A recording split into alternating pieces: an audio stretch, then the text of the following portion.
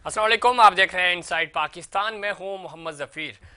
बलदियाती इंतखाबात का पहला मरहला केपी में और उसमें पाकिस्तान तहरीक इंसाफ को पहले मरहले में तारीखी अपसेट हुआ है और शिकस्त हुई है। उस पर वज़ीर आज़म ने से केपी के सीएम की मुलाकात हुई है और रिपोर्ट पेश की गई है जिसमें बताया गया कि चूँकि शिकस्त की जो वजूहत थी उसमें एक तो मौरूसी सियासत, दूसरा उन्होंने ये कहा कि सबसे बड़ा मसला टिकटों की तकसीम था और इसके अलावा आपस के इख्तलाफात भी थे। इस पर वज़ीर आज़म ने सख्त नाराज़गी का इजहार किया और साथ ही उन्होंने ये भी कहा कि अगले मरहले के लिए तैयारी की जाए और उसकी निगरानी मैं खुद करूँगा। किसी किस्म की कोई रिश्वत सतानी, किसी किस्म की सिफारिश बर्दाश्त नहीं की जाएगी। इसके अलावा चूँकि पूरे पाकिस्तान में अब बलदियाती इंतखाबात होने जा रहे हैं और पंजाब, पेशावर और उसके के पी और बलूचिस्तान, उसके बाद सिंध, और सिंध चूँकि ख़ास तौर पे एक बार फिर ख़बरों में। और वजह यह है कि तरमीमी बिल और उस पर अपोजिशन जमातें सरापा एहतजाज हैं। इस पर MQ Pakistan, PSP, Jamaat Islami, PTI, तमाम पॉलिटिकल स्टेक होल्डर्स ख़ासतौर पर कराची के वो सरापा एहतजाज हैं। चूँकि नए बिल के मुताबिक जो मेयर होगा वो बाइख्तियार नहीं, बे इख्तियार मेयर होगा और उसके पास सड़कों से सिर्फ कचरा उठाने के इख्तियारात ही रह जाएंगे, फंड्स नहीं होंगे। और अगर जो कि बज़ाहिर यही लग रहा है अब तक कि ये बिल जो इसको कानूनी हैसियत मिल जाएगी अगले चंद दिनों में। और अगर इसी बिल के तहत इलेक्शंस हुए तो कराची का मेयर जो है वो बे इख्तियार मेयर होगा। कराची के इश्यूज बहुत ज़्यादा हैं। ये सूबे को 95% रेवेन्यू जनरेट करके देता है, वफाक को 60% रेवेन्यू जनरेट करके देता है। उसके बावजूद वफाक और सिंध की तरजीहात में नहीं ये सूबा। और जिस तरह पेशावर की अगर हम बात करें, वहाँ पाकिस्तान तहरीक इंसाफ का मेन गढ़ था, वहाँ से उसको शिकस्त हुई। अगर कराची की हम बात करें तो कराची में भी PTI का जो बलदियाती सेटअप है वो इलेक्शंस चाहे नए तरमीमी बिल के तहत हों या पुराने, लग नहीं रहा जिस तरह की कारकर्दगी है। चैलेंज है, बड़ा सवालिया निशान है। और इसी तरह MQM पे भी बड़ा प्रेशर है क्योंकि साबिक मेयर MQM के थे और अगर अब वो बलदियात में जाते हैं तो कारकर्दगी अगर देखें, महंगाई और कराची की डेवलपमेंट की अगर हम बात करें तो MQM के पास भी कोई ऐसा पॉइंट नहीं है जिसको बुनियाद बनाकर वो वोटरों से और अपने जो कराची के शहरी हैं उनसे वो वोट मांग सकें। इन तमाम इश्यूज़ पे बात करेंगे कि इश्यूज़ हैं क्या। पाकिस्तान पीपल्स पार्टी 14 सालों में इस सूबे को, और ख़ास तौर पे जब हम कराची की बात करते हैं तो कराची में डेवलपमेंट नहीं करा सकी। और अब इस बिल के तहत मामला सारे, इख्तियारात सारे, फंड्स जो कि सूबों तक मुंतकिल हुए थे 18वीं तरमीम के बाद, उसके बाद आपने मुकामी हुकूमतों को देने थे लेकिन मेयर को नहीं मिले। इस वक्त मुर्तज़ा वहाब साहब हैं, उनको फंड्स तो ज़रूर रिलीज़ हो रहे हैं लेकिन इन्हीं इख्तियारात के साथ जब वसीम अख्तर साहब थे तो उनको फंड्स नहीं मिलते थे। ये शिकवा रहा MQM का। इस पर बात करेंगे। हमारे साथ मौजूद हैं टेलीफोन लाइन पे जनाब अब्बास जाफ़ी साहब, MPA MQM पाकिस्तान के। अब्बास भाई, खुश आमदीद कहते हैं आपको प्रोग्राम में। और वीडियो लिंक के ज़रिए हमें हमारे साथ मौजूद हैं उस्मा करदार साहिबा, MPA हैं पाकिस्तान तहरीक इंसाफ की, पंजाब से। उस्मा, आपको भी खुश आमदीद कहते हैं शो में। उस्मा करदार साहबा, गुफ्तगू का आगाज़ आपसे करेंगे क्योंकि बड़ा चैलेंज है। बलदियाती इंतखाबात का पहला मरहला KP से इसका आगाज़ हो चुका है। अब आहिस्ता आहिस्ता ज़ाहिर पूरे पाकिस्तान में इलेक्शंस होंगे और तैयारी कैसी है वहाँ? तो बड़ा अपसेट हुआ। आज वज़ीर आज़म से आपके KP के CM ने मुलाकात भी की और बड़ा नाराज़गी का इजहार भी उन्होंने किया। इस कारकर्दगी को, चीज़ों को, इन रिजल्ट्स को आपको लगता है अगले मरहले में? और फिर चूंकि पंजाब सबसे ज़्यादा टारगेट है इस वक्त, अपोजिशन की नज़रें पंजाब पे हैं, किस तरह देख रही हैं आप? जी, बहुत शुक्रिया आपने मुझे इनवाइट किया अपने प्रोग्राम में। प्राइम मिनिस्टर की जो विजन है वो, उन्होंने हमेशा कहा कि बल्दियात जो हैं उनको मजबूत करना, उनके इलेक्शन करना बहुत जरूरी है, उनको फंड्स मख्तस करना, ये हमारे मैनिफेस्टो में भी है और यही वादा है जो कौम से पूरा भी किया जा रहा है। अब KP में जो पहला मरहला था जिसमें तकरीबन 17 अजला में ये हुई है, इलेक्शन हुई है, उसका रिजल्ट जो है वो खातिर खा नहीं आया और काफी डिसअपॉइंटिंग था PTI के लिए।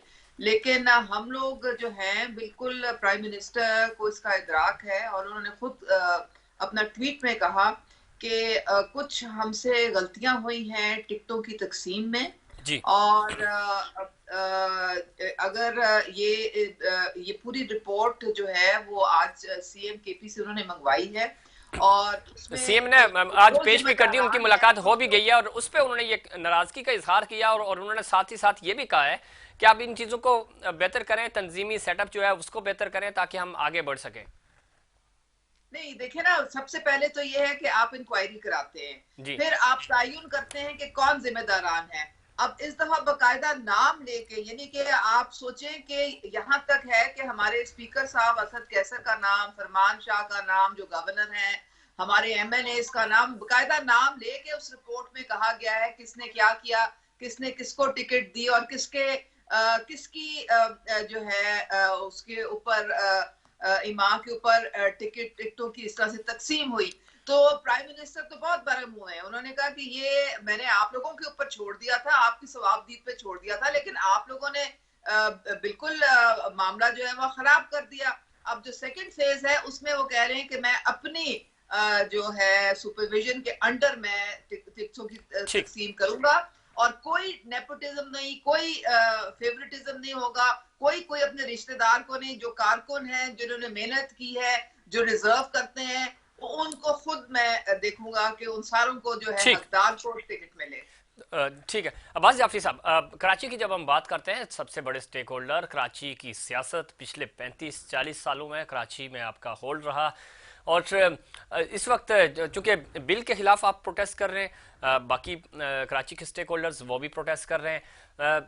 बिल तो जिस तरह बज़ाहिर ये लग रहा है कि मंजूर हो जाएगा, और चूंकि सीएम ने, आपको भी याद है, हमें भी, कि उन्होंने आप अपोजिशन को ताना दिया था कि आप तो अकलियत हैं, अक्सरियत के फैसले होते हैं, तो बज़ाहिर तो यही लग रहा है कि चूंकि अगले 2-3 दिन में जब इसकी मुद्दत पूरी हो जाएगी 12 डेज़ के लीगली, तो ये तो नाफिजुल अमल हो जाएगा। इसके साथ अगर आप इलेक्शंस में जाते हैं, आप प्रोटेस्ट भी कर रहे हैं, आज आपकी प्रेस कॉन्फ्रेंस भी थी, किस तरह देखते हैं आप अपने वोटर्स को, क्या बताएंगे, किस तरह उनको इन्वॉल्व करेंगे? और दूसरा ये कि अगर जो भी मेयर आएगा, चाहे वो आपका हो, पीटीआई से हो, पीपीपी से हो, मेयर तो बाख्तियार नहीं होगा, बेख्तियार मेयर होगा कराची का। जी बिल्कुल, आप बिल्कुल सही कह रहे हैं। जो ये बिल आया है इसमें जो भी इख्तियारात थे, जो 2013 का ऑर्डिनेंस आया था, जी। उसके बाद जब ये ऑर्डिनेंस ये लेकर आ रहे हैं, तो इसमें पहले मेयर के पास जो एजुकेशन के कुछ डिपार्टमेंट थे और इसी तरह जो है हेल्थ के थे, वो तक भी सिंध गवर्नमेंट ने अपने पास ले लिया। और बात ये नहीं है, बात नियतों पर, हमें इनकी नियतों पे शक, इन्होंने डिलीवर नहीं किया। आप कोई सा भी दौर उठा के देख लें, कराची, ठीक है, कराची में जब मुशर्रफ का दौर था तो उसमें नमतुल्ला खान थे, उसके बाद फिर हमारे मेयर रहे, एमक्यूएम के मेयर रहे, लेकिन अंजुम सिंह तो हमेशा से पीपल्स पार्टी के जो है वो नुमाइंदे रहे।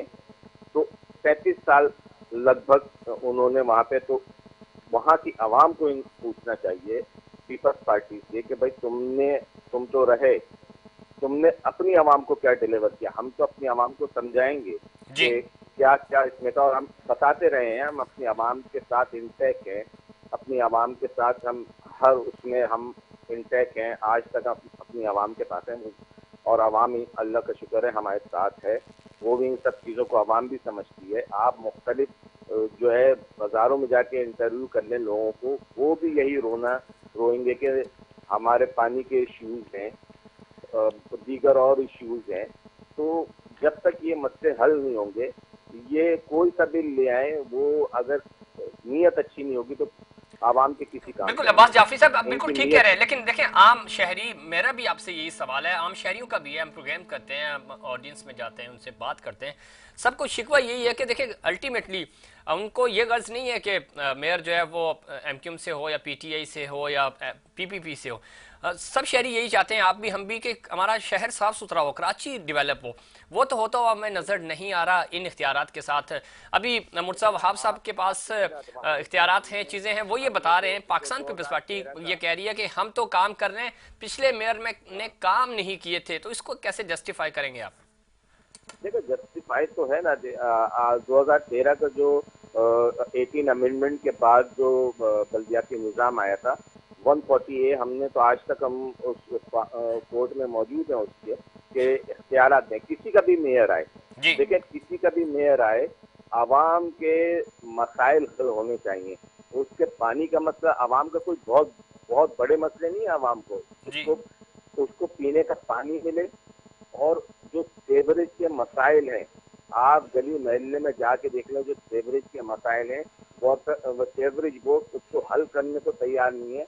अब मेरा भी हल्का है, एक आबादी ऐसी है कि मैं मुस्तकिल आज ये 3 साल गुजर चुके हैं, सेवरेज बोर्ड के मैं एक्सीएम तक को ले आया और AEE जितने भी लोग हैं सबको ले आया, लेकिन वो हल नहीं कर सकते। ठीक।